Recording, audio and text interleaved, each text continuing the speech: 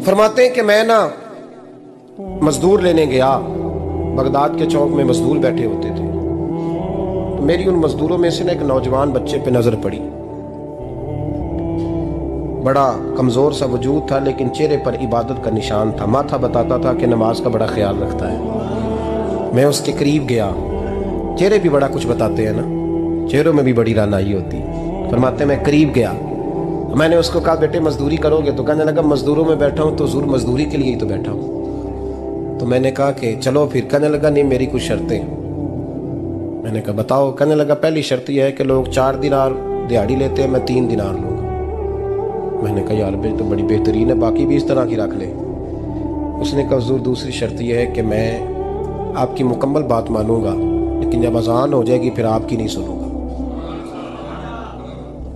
तीसरी बात उसने ये की कि हुजूर मैं आपके घर में काम करूंगा पर आपके किसी सवाल का जवाब नहीं दूंगा। कहते मैंने कहा यार तू बड़ा अजीब है, शर्तें तो मालिकों की होती हैं। कहने लगा जी बहरहाल मैं शर्तें लगा के जाता हूँ। फरमाते मैं उसे घर ले आया। काम मैंने उसको बताया तो जो काम मजदूर सारे दिन में करता है ना, उसने 2 घंटे में ही कर दिया। हमारे मजदूर सिगरेट पीने में भी तो आधा घंटा लगाते हैं, वो चाय पीने जाए तो पौना घंटा। वहां उनको भी तो ध्यानदारी करनी चाहिए कि नहीं करनी चाहिए? ने मुआहदा किया है ना जी, तो पूरा उतरना चाहिए ना। कहते 2 घंटे में। अब काम जब बंदा शुरू कराता है तो काम और निकल आता है। कहते काम मैंने उसको और बता दिया, वो करने लगा। उसने मिट्टी निकाल के रखी थी बाहर रास्ते में, तो अजान हो गई जोर की। उसने वहीं कुदाल छोड़ी कही और चलने लगा। तो मेरा बेटा कहने लगा इसको जरा बराबर कर दो। कहने लगे चुप कर जा, तेरे बाप से बात हुई थी। जब अजान होती है तो मैं किसी और की नहीं सुनता, सिर्फ अल्लाह रसूल की सुनता हूँ। कहते मस्जिद चला गया, नमाज पढ़ के आया तो दोपहर का वक्त था। मेरी बीबी कहने लगी इसको को खाना खा ले। कहते हमने कहा खाना खा लो। तो कहने लगा मैंने रोज़ा रखा, रमज़ान भी नहीं था, नफली रोज़ा रखा हुआ।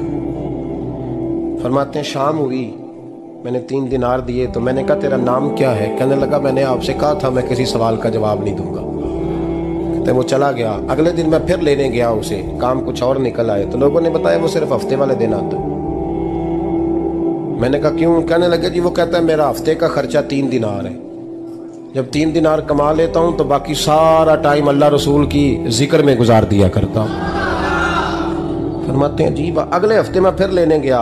मैंने पूरा हफ्ता इंतजार किया कि काम उसी से कराना है। मैं जब गया तो मैंने कहा चलो। कहने लगा मेरी शर्तें याद है ना? और मैंने कहा याद है भाई, साथ चल। फरमाते हैं काम कराया। 2-3 हफ्ते वो आता रहा। एक हफ्ते में गया तो लोगों ने कहा हुजूर आज नहीं आया। क्यों? कहने लगे बीमार हो गए। कहाँ घर है? कहने लगे बगदाद के कब्रिस्तान के पीछे जो कच्ची आबादी है उसमें रहता है। फरमाते मैं गया, दरवाजे पे दस्तक दी तो कहने लगा हुजूर आप हैं? दरवाजा खोला है, आ जाइए। फरमाते मैं अंदर गया तो मैंने कहा तुम्हें कैसे पता चला? मैं कहा तुम्हें कैसे पता चला मैं आया हूँ? कहने लगा हुजूर अल्लाह वाले हो, आप नहीं आना था, वरना अमीर तो गरीबों का पता लेने कोई नहीं आते। कहते मैं करीब गया तो कहने लगा मैं आपका इंतजार कर रहा था, तेज बुखार है, तप रहा। जेब से कुछ पैसे निकाले। कहने लगा ये पैसे रख लें। एक अंगूठी निकाली।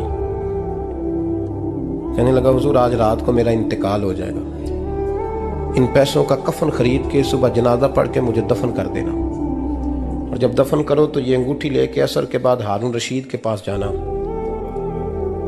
आप उससे कहना मैंने मिलना है, पर वो आपको टाइम नहीं देगा। आप उसको आवाज